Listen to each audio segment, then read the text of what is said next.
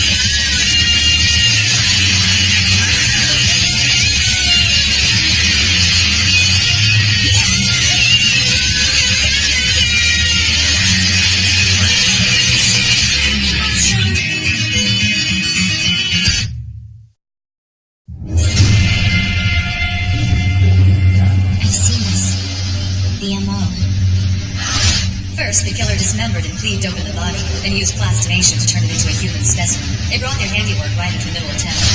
I have to take you off this case, Kogami. I'm sorry. Huh? Are you serious? How come? I need people who aren't clouded by their own preconceived theories about the case, at least at the start. But sir, we're not sure yet if this is even connected to the specimen case. So I'm on standby at HQ. That's right. Inspector Tsunomori. Yes, sir. It seems you know the circumstances we're dealing with. I need you to keep an eye on Kogami at all times now. Make sure he doesn't do anything stupid. That's your job in this case. Here's what we know. A dismembered body was found in a park in Daikanyama in the Shibuya ward. It's been identified as Satsuki Kuzuhara. She was a student at Oso Academy, a higher education boarding school for girls. She went missing a week ago. Hey, wait a second. Oso Academy? That's the school where Kozaburo Toma, the suspect in the specimen case, worked. Isn't that right, sir? The victim's body was broken down by a special kind of resin. It converts protein into a plastic form. Forensic analysis has confirmed the resin is an exact match to what was used in the specimen case 3 years ago. We are likely dealing with the same culprit. So after 3 years of silence, our homicidal maniac has come back to play. Dino, can I be the heel who asks the obvious question here? Is it really smart to pull Ko from the case? He's been investigating it all this time. Wouldn't he be the best guy to put things together? I've read his entire report, and the answer's no. He's completely delusional.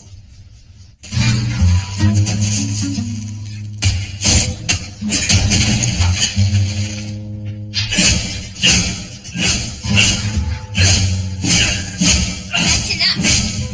I think you won.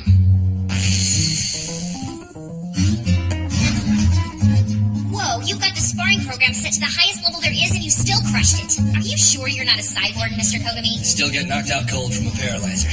I'm human, weak like everyone else. You do know property management isn't going to be happy about this. It's their fault for building that piece of crap.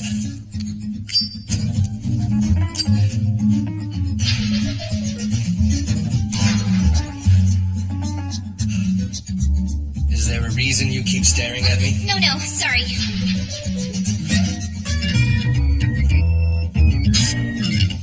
But the Dominator was designed to neutralize any threat. Do you really need to spend so much time in here on your combat training? Damn right I do. Its power just means I have to train more. A person should always be stronger than the weapon they hold. It's not the Dominator who kills someone, it's the person who pulls the trigger. My training doesn't let me forget that. It keeps the pain here where it always should be. I see. So is that supposed to be a lesson for me? If I have it my way, you won't have to take anyone's life. I'll carry that weight. Did you come for a reason? Okay, I'll get to that, but first can you wipe off that sweat and put a shirt on, please? It's about the unsolved murders. MWPSB Special Case 102. I did some snooping into the case without talking to you first. I'm sorry. Why are you sorry? You mean you're not mad at me? What exactly would I be mad at you for? It's a murder case where one of my subordinates was killed. A case I haven't been able to solve after 3 years. If I was mad, then I'd be mad at myself, and I've learned the hard way that doesn't get me anywhere. 3 years, and I haven't even gotten close to finding the real mastermind. Kozaburo Toma's puppeteer. Do you think whoever committed those crimes is behind this murder as well? I don't know yet. It's always possible this is the elaborate work of a copycat, but it would be stupid not to pursue the connection. It must be hard getting pulled from the case. I'm not done yet. I just don't want to get Gino in trouble. I'm saying there's a way to do this right. We just need a good pretext. We have to create a situation where they need our help again. Do you think that's possible? I'm sure. Just wait and see. What was he like, Enforcer Sasayama? He was a real piece of work. A womanizer, for starters. Just ask Hiranamori or Kanizuka how many times he grabbed their butts. They always gave him one hell of a punch. And yet he never seemed to learn his lesson. He had a short temper, too. And when he got upset, there was no calming him down. One time he went into a house of someone who'd been flagged by a hue check, went in and found the guy on top of a woman he had kidnapped. Sasayama nearly beat the man to death with his bare hands. I was an inspector at the time, so I had to stop him. But deep down, well, I don't know how to put it. He was an amusing guy. A womanizing, violent bastard. But he had a heart you couldn't contain. Certainly never thought he would die that way. You see the picture of his body? Yes. And you read how the killer posed his corpse beneath a holographic illumination. Yes. But do you know what kind of illumination it was? Sorry, no, I don't. It was an ad for a pharmaceutical company. Safe stress care, taking you to a world without suffering. Analysis showed that before Sasayama was turned into a plastic specimen, he was dismembered while he was still alive. He felt every cut. It's like the killer was sending a message. There is no world without suffering. That's all life is. I wanted that monster to feel every stab of pain he caused Sasayama. Once I started feeling like that, there was no coming back, and from that day on, my career as an inspector was over. Do you regret going too far? I can't regret being involved in this case. It's my job. My regret is not solving it. That's what I can't take. Kozaburo Toma's accomplice 3 years ago, the man you say is the mastermind. Are there any leads we might still be able to use to find him? Yeah. There's a picture Sasayama took. It's pretty blurry, though. He had the image saved on his terminal. This man in the picture. Do you know anything more? Only the file name for the image. Makishima. That body in the park. It was Satsuki Kuzuhara. Yeah, I heard that. Yoshika's been absent from school for 2 days now. I heard that too. Hey, listen to me. This is serious. I am listening. It's not just Yoshika. I heard Masami Yamaguchi in Class B is absent as well. I get the sense that something really terrible is going on in this academy. So what? Do you not care? My point is, if there is something bad, I wouldn't get involved. I wouldn't gossip either. It's not just gossip. If we aren't careful, we could put ourselves in serious danger too. We can't stay quiet. We've been friends with Yoshika since we were little kids. Rikuko Oreo. What? It seemed as if Yoshika really liked her, didn't she? And lately it seemed like Rikuko was crazy about Yoshika too. If you want to pry, I bet she's the girl to ask. Yeah. Kierkegaard had a philosophy my father liked. He said man is superior to animals because man has two aspects, the physical and the eternal. But because man must relate the finite to the infinite, man can be in despair. If you can't know despair, then you can't know hope. My father used dismembered bodies as the subject of his paintings to symbolize the contradictory nature of the self. I had so much respect for my father. He understood his obligation as an artist, and for years he tried to use his creations to enlighten humanity. When it comes to talent, I still think he was brilliant. That's what makes it worse. That's why I can't forgive him for abandoning his duty halfway through, when he could have shown the world so much more. Yesterday, my father passed away. He's been dead for a long time, really. His body just didn't know it. But last night, his heart finally gave in to the inevitable. It's okay, though. I won't rip my clothes and cry. I'm going to finish what my father started and fulfill his obligation to enlighten the world with his art. You get to be a part of it. It's such an exciting time. Right, Yoshika? Eustress deficiency cerebral infarction. That won't be the official entry on any death certificate, but it is the most accurate. It's said to be the real cause of most deaths of this kind. Officially, they call it heart failure from an unknown cause. I've heard of this condition. They say it's a side effect of excessive stress care. For some time, researchers have understood that moderate stress has beneficial effects. It boosts the immune system, for example. Stress motivates us and prepares us for action. It compels our body to survive. However, routine psychopath checks take our stress away from us. There are patients whose stress reaction is so numb, they can't even recognize basic stimulation of their senses. Once that happens, it's a neurological downward spiral. They become like living corpses. Eventually, their autonomic nervous system stops working and their vital functions shut down. It's sad what we've become, isn't it? We are now capable of caring for ourselves to the point that we actually regress as living beings. We're killing ourselves with good intentions. And the fact is, as remarkable as our medical advancements have been this century, the average lifespan is actually decreasing. The statistics make it very clear, but the public will probably never hear about that. Well, that's hardly shocking.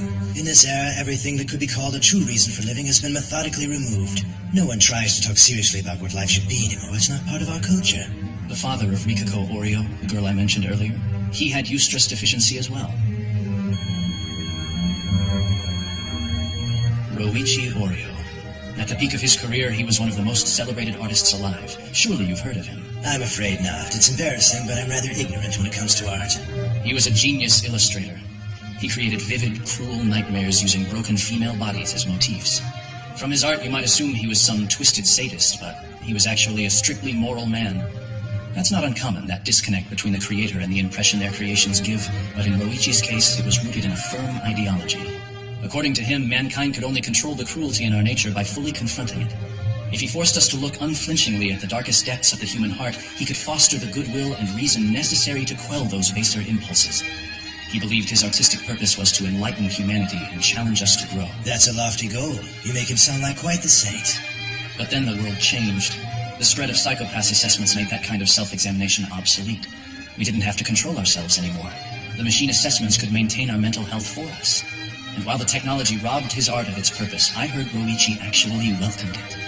Like I said, he was a moral man, and his own success was never the point. His ideal of humans having a healthy mind had been achieved. The way it happened was irrelevant. Still, it wasn't easy. His mission was over, and his life no longer had meaning. He was welcoming the change that would ruin him. That's surprising. Some artists say they're above fame, but I don't believe I've heard of one who actually meant it. Well, part of him meant it at least. Internally, he was conflicted, and he resorted to all sorts of state-of-the-art stress care methods to quiet the growing turmoil. His daughter tells me that he became dependent on the treatments over time. Stress care was an addiction he could not break. Instead, it broke him, didn't it? Turned him into a living corpse who couldn't even sit up in bed. Considering how much Rikako loved her father, I imagine she felt his decline was unforgivable. It's as if Roichi Oreo was killed twice. First, his talent was killed by science and technology, and then his spirit was killed by the culture that technology created. You mean this young woman is committing these horrific murders to get revenge for her father? Is that it? Well, who can really know what lies in another human's heart? I just hope she finds some meaning beyond revenge. Shegu-san?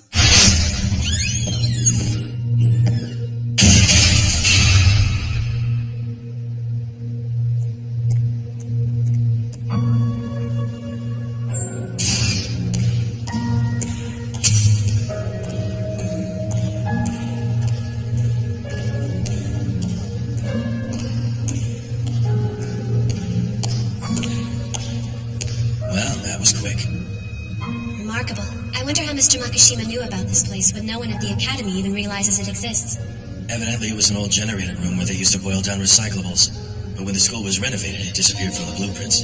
Pretty sloppy, huh? So did you bring me the resin? Right over there. Deliveries aren't usually my thing, but the payment this time, well, everyone has a price. Not to mention I get to help a cute young lady like yourself. So, in other words, you won't be hearing any complaints from me. Where does Mr. Makishima get this wonderfully bizarre chemical anyway? Well, he mentioned something about them being left over from past festivities. Don't know who made it. Honestly, I don't want to. But just imagine it. A chemical that turns living matter into plastic doesn't have too many practical applications. I guess the inventor thought amusing Mr. Makishima was worth a lot more than selling a patent. It seems geniuses who use their talents for unsavory purposes are drawn to him like nails to a magnet. You're one of those nails, aren't you? Chegu-san. Don't know why it's that way, but there's a feeling working for him. It's like reliving my childhood. What mischief should we get into next to turn society on its head? It's all I think about now. I understand. I feel the same way. You and Mr. Makishima provide the toys, and we, the mischievous children, get to play a game of Shake Up the World. The fun's addictive, don't you agree? Well, for we who run the toy store, just watching you brats play is all the fun we need. I see. Then you're in luck because they should be discovering my second bit of mischief any moment. You should keep an eye on the news. I tingle with anticipation. It's a shame, though. You always leave before the real fun begins. Are you sure you don't want to stay? Unfortunately, I'm a waiting when it comes to blood.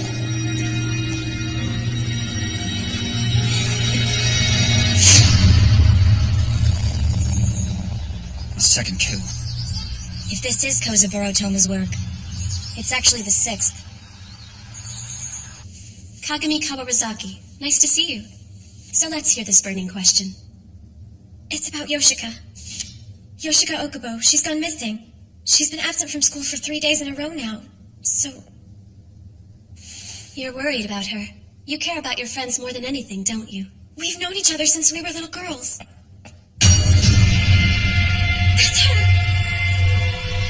Friendship between girls can be wonderful, don't you think? I have a feeling it could become a very exciting motif. It could be a great addition to my Yoshika piece. I'm so glad you chose to come by.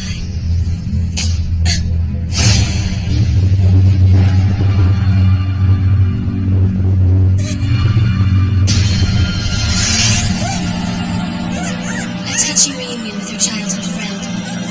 It plucks at the heartstrings, doesn't it? Why, I think I could almost cry. I want to recreate this emotional scene in a place where more and more people can see it and be touched. I guess that's the fate of an artist, isn't it? That ever-growing need to share with the world. "